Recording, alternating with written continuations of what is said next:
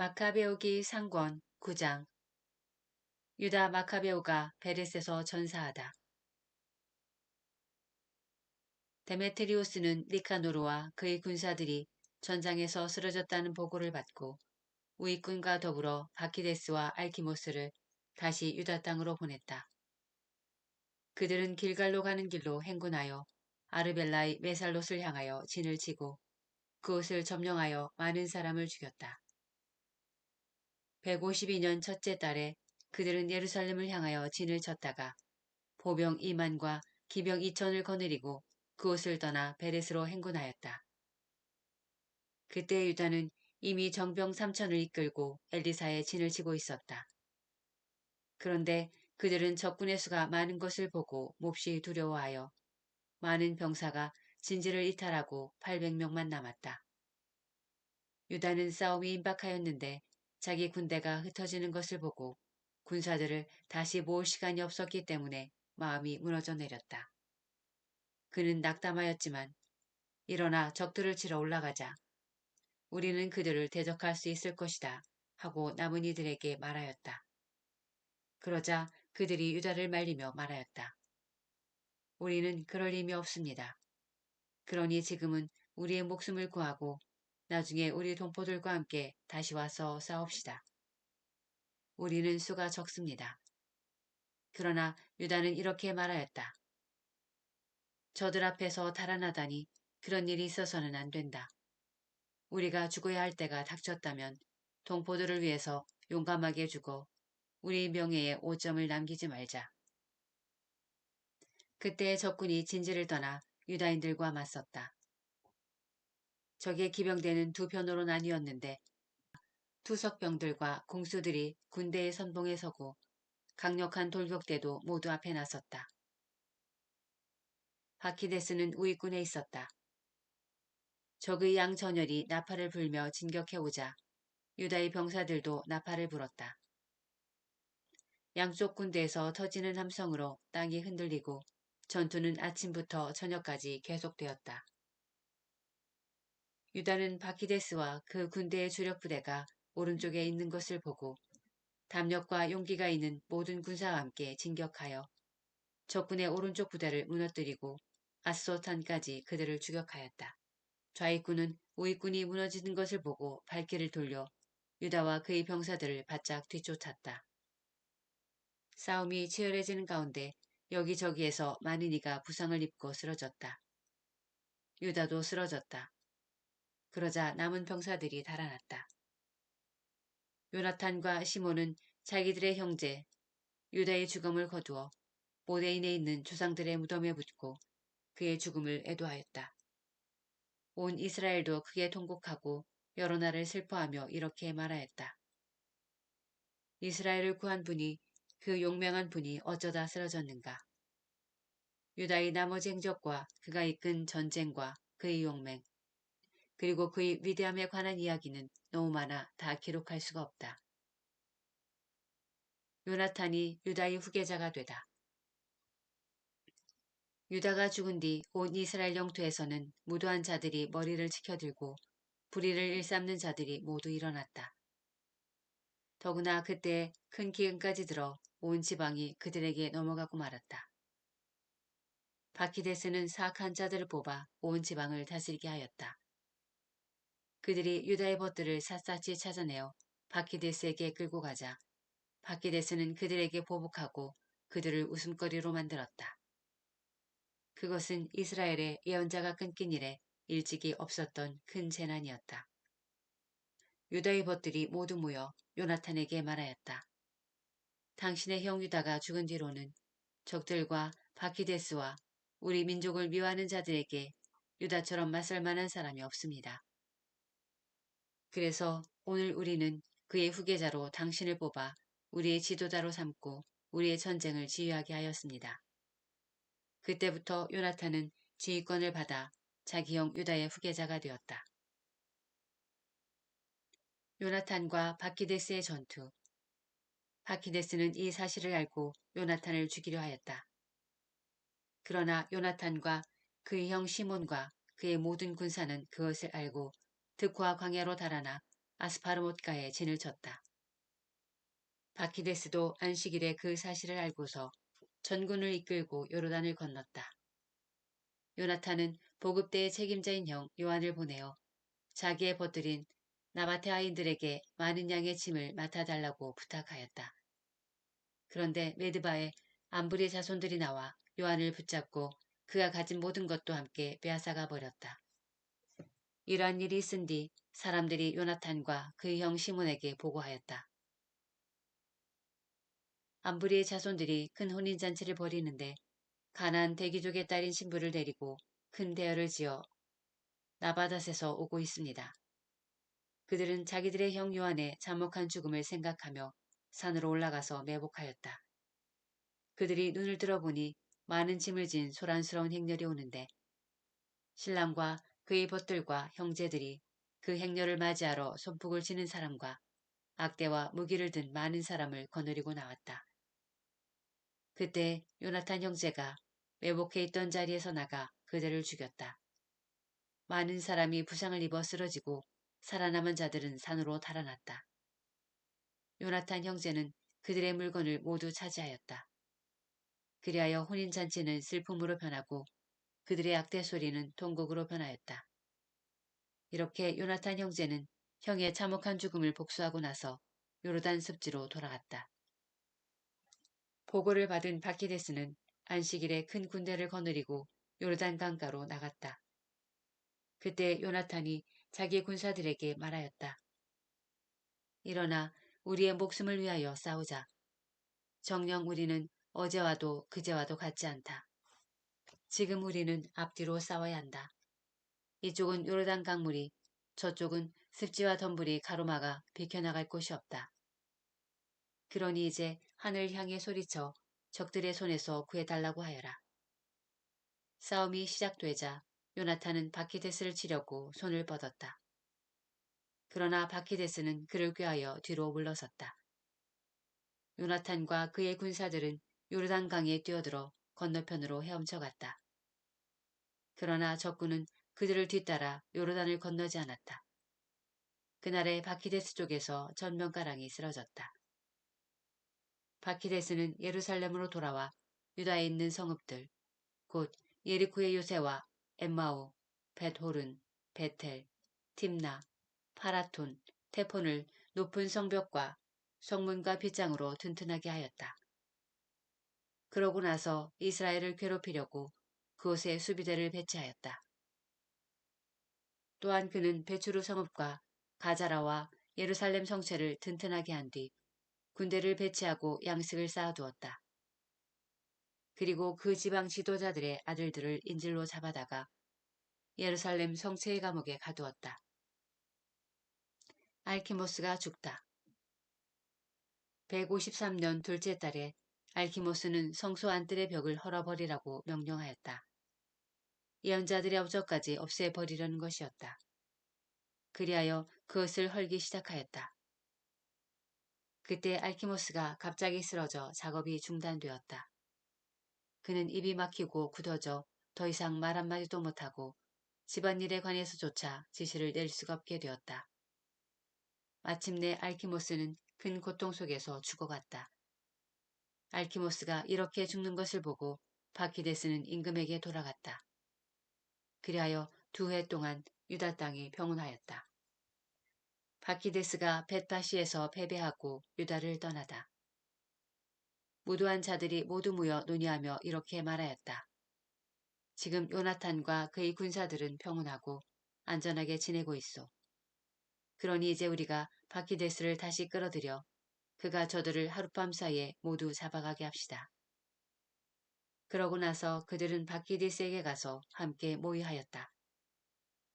바키데스는 대군을 이끌고 떠나면서 유다에 있는 모든 동맹자에게 비밀리에 편지를 보내어 요나탄과 그의 군사들을 다 잡으라고 하였다.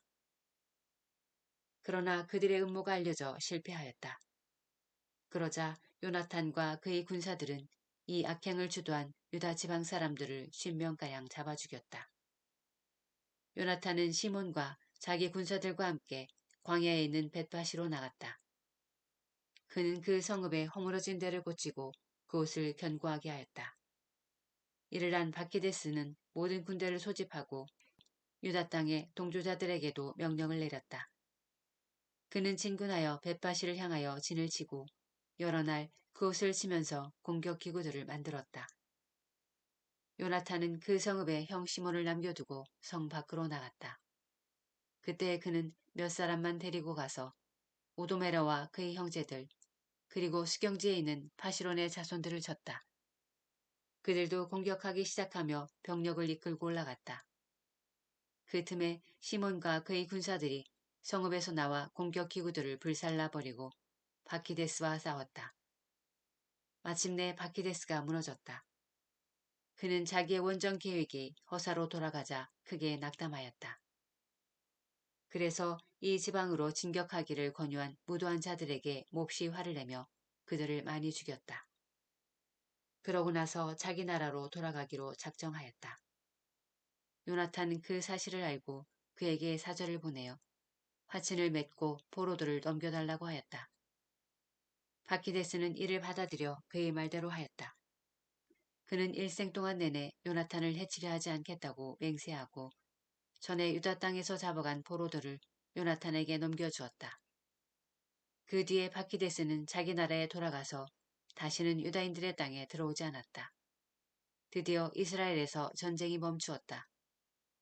미크마스의 자리를 잡고 백성을 다스리기 시작한 요나탄은 이스라엘에서 사악한 자들을 없애버렸다. 마카베오기 상권 10장 알렉산드로스가 요나탄을 대사제로 임명하다. 160년에 안티오코스의 아들 알렉산드로 에피파네스가 프톨레마이스에 상륙하여 그곳을 점령하였다. 사람들이 그를 환영하자 그는 그곳에서 왕위에 올랐다. 그 소식을 들은 데메트리우스 임금은 매우 큰 군대를 모아 그에게 맞서 싸우려고 나섰다. 그러면서 다른 한편으로는 요나탄에게 높은 지위를 약속하는 평화의 말을 담은 편지를 보냈다. 그는 속으로 이렇게 생각하였던 것이다. 요나탄이 우리를 치려고 알렉산드로스와 화친을 맺기 전에 우리가 먼저 유다인들과 화친을 맺자. 자기 신과 자기의 형제와 민족에게 우리가 저지른 온갖 악행을 요나탄이 기억하고 있을 것이다. 그래서 데메트리오스는 요나탄에게 자기의 동맹자가 되어 군대를 모으고 무장시키는 권한을 주었다. 그리고 성체에 가둔 인질들을 요나탄에게 넘겨주라고 명령하였다. 요나탄은 예루살렘에 와서 온 백성과 성체의 군사들이 귀를 기울이는 가운데 그 편지를 읽었다. 임금이 요나탄에게 군대를 모으는 권한을 주었다는 말을 듣고 성체의 군사들은 몹시 두려워하였다. 그래서 요나탄에게 인질들을 넘겨주고 요나탄은 그들을 그 부모들에게 돌려보냈다. 요나탄은 예루살렘에 자리를 잡은 뒤 이 도성을 보수하고 재건하기 시작하였다. 그는 작업을 하는 일꾼들에게 성벽을 쌓고 시온산을 네모진 돌로 둘러싸 요새로 만들라고 명령하였다. 그들은 그대로 하였다. 그러자 바키데스가 지은 요새들에 있던 이민족들이 달아났다. 그들은 저마다 제자리를 버리고 고향으로 돌아간 것이다. 그러나 배추르마는 율법과 계명을 저버린 자들이 일부 남아 있었다. 그곳이 비신처로 이용되었기 때문이다. 알렉산드로스 임금은 데메트리오스가 요나탄에게 편지를 보내어 약속한 것을 다 들었다. 아울러 요나탄과 그 형제들이 이끈 전쟁과 그들의 용맹, 또 그들이 겪은 여러 가지 고난에 관해서도 들었다. 그래서 그는 이러한 인물을 어디서 또 찾을 수 있겠는가. 그러니 이제 그를 우리에 보시며 동맹자로 만들자 하고 말하였다. 임금은 그에게 편지를 써서 이러한 말을 전하였다. 알렉산드로스 임금이 요나탄 형제에게 인사합니다.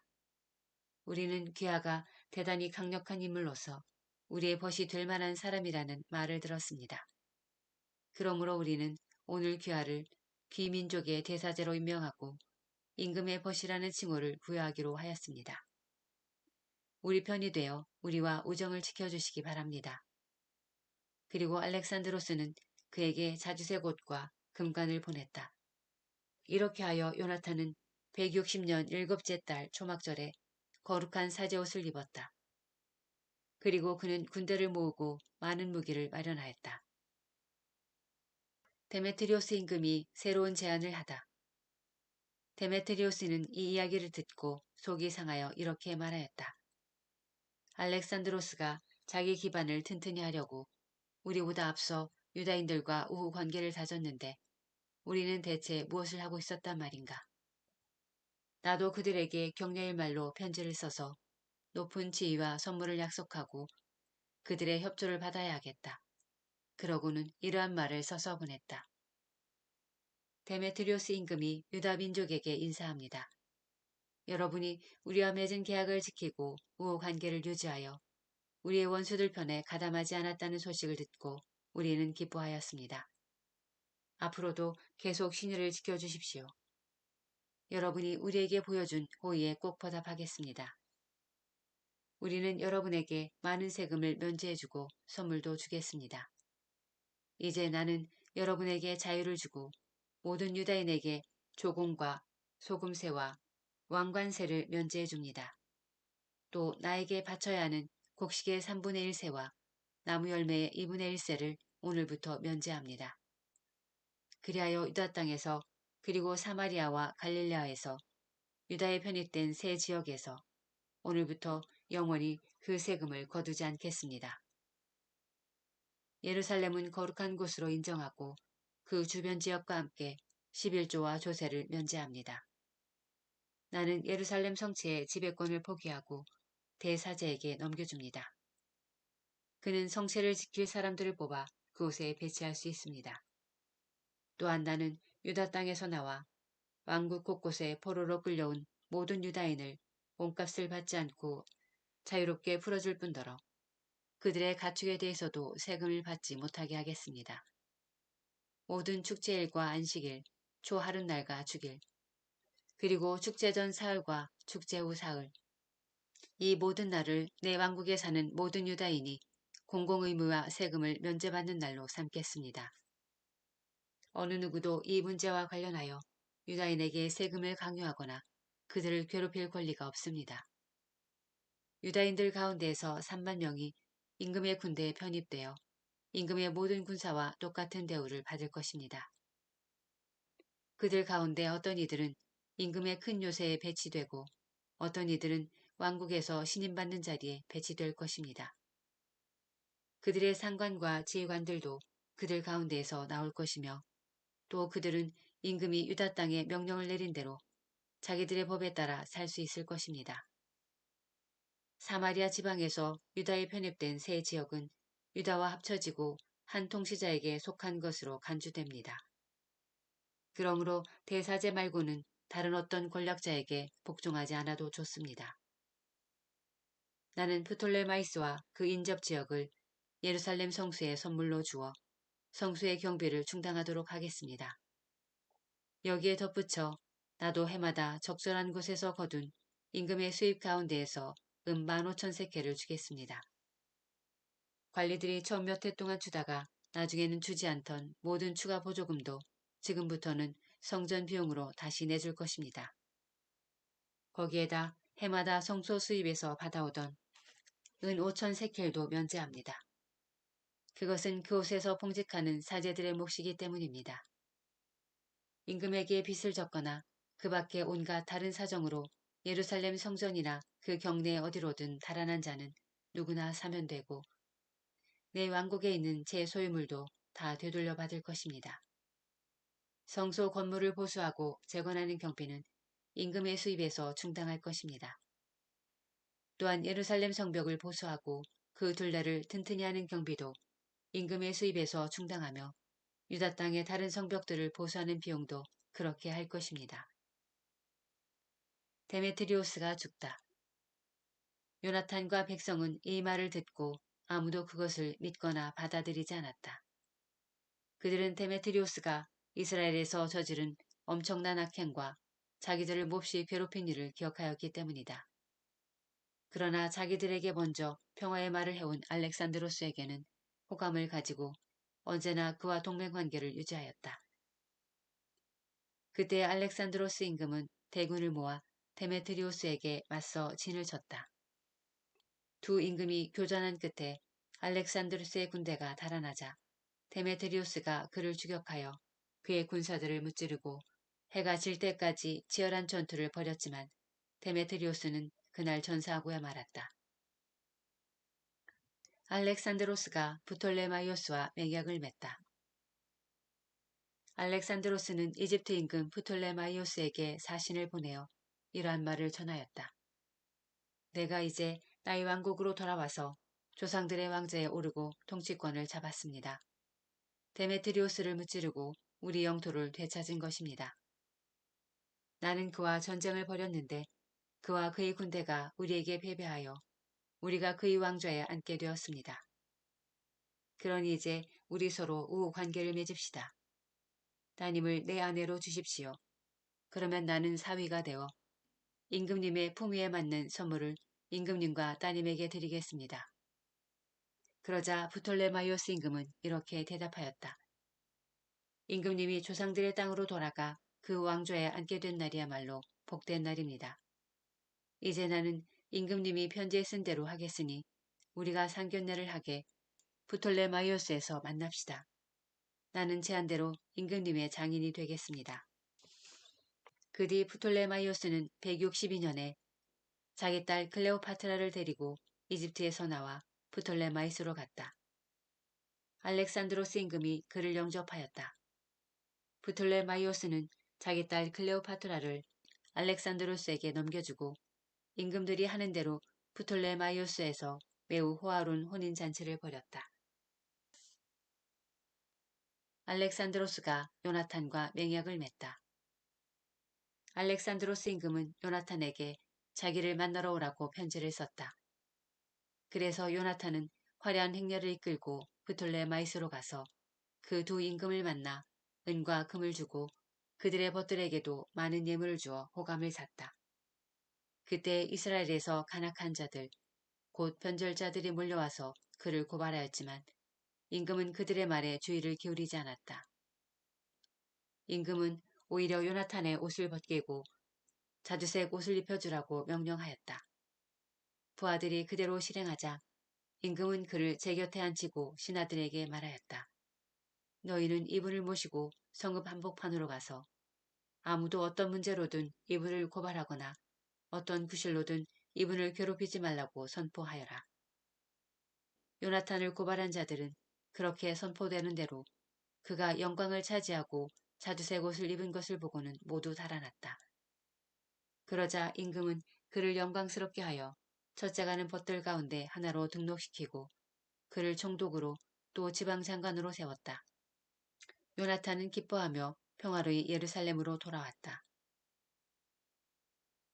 요나탄이 아폴로니우스와 싸우다. 165년에 데메트리우스의 아들 데메트리오스가 크레타에서 나와 자기 조상들의 땅으로 들어갔다. 알렉산드로스 임금은 이 소식을 듣고 몹시 걱정하며 안티오키아로 갔다. 데메트리오스가 아폴로니우스를 고일레 시리아의 총독으로 세웠다. 아폴로니우스는 대군을 모아 얌리아에 진을 치고 대사제 요나탄에게 사람을 보내어 이러한 말을 전하였다. 오로지 그대만 우리에게 저항하고 있어. 그대 때문에 내가 웃음거리가 되고 조롱거리가 되었소.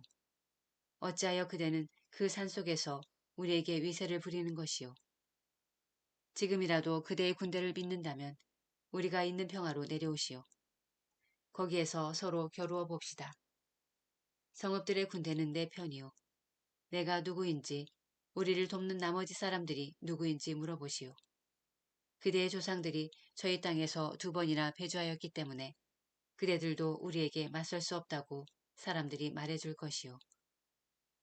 평야에서는 그대가 이처럼 많은 기병과 군대와 겨룰 수 없소. 이곳에는 돌도 자갈도 없고 달아날 데도 없어.